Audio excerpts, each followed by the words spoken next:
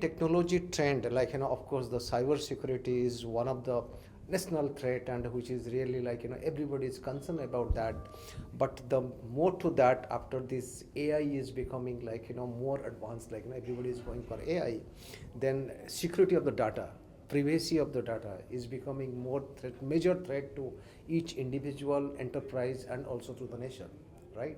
So therefore, like, as we all know that, if you say the talking about a security or about a protective environment of our IT network or IT environment, data cyber security is actually to the external purpose, but internally data privacy is going to play a major role to make sure that all the individual data whichever the enterprise is collecting to provide services to them, how they are protecting those data, individual data basically.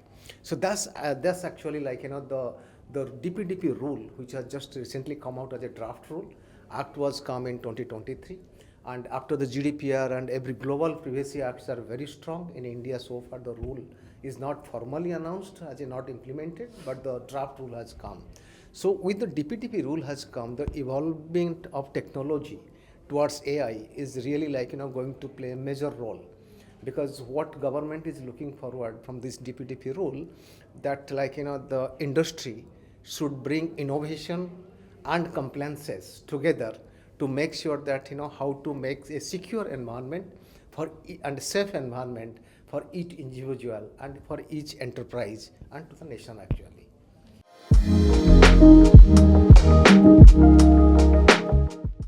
Well, like, customer means we are talking about the enterprise solution. Yes. And we have the product is for the enterprise, right? So end of the day, enterprise has to first understand where is their data and how to protect those data, how to identify those data and how to protect those data, how to maintain the privacy in the total environment. So in this case, since rule has come now, right? So the technologies, different technologies available to make sure the confidential data discovery and then doing the privacy impact assessment to understand what I am today and what I supposed to do become DPDP Act compliances, then the consent management, because now the data belongs to data principals.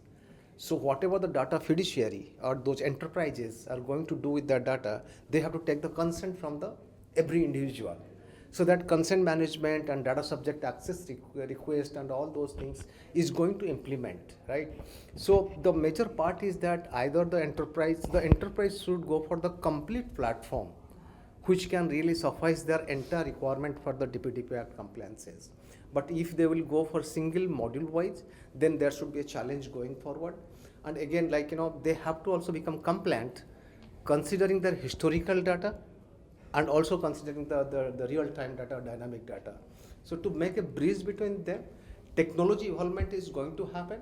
But yes, like, within 2 years' time, they have to become compliant, having the right technology and the right platform in place in their environment.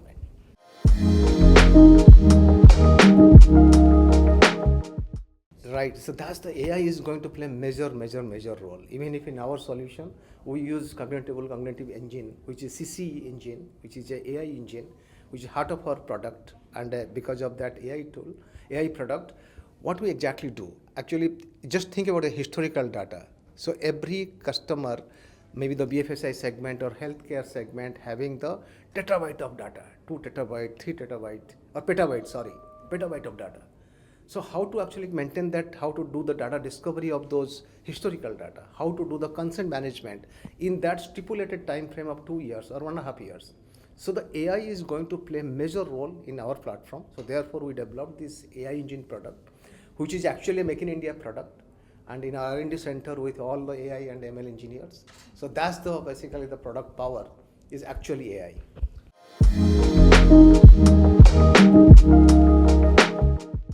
It's very interesting, like, it's an interesting question, because CISO is actually the security, like, they have to take the entire overall security.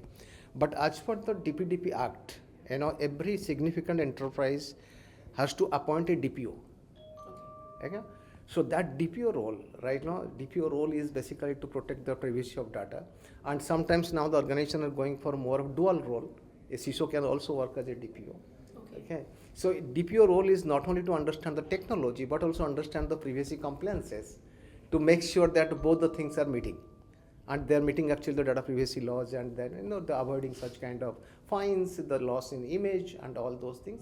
So most of the cases we are also finding that all the CISO are getting quite understanding about the act, and then how they're going to work on that. They're working on that basically, and that's the way this evolvement is happening from the security to privacy.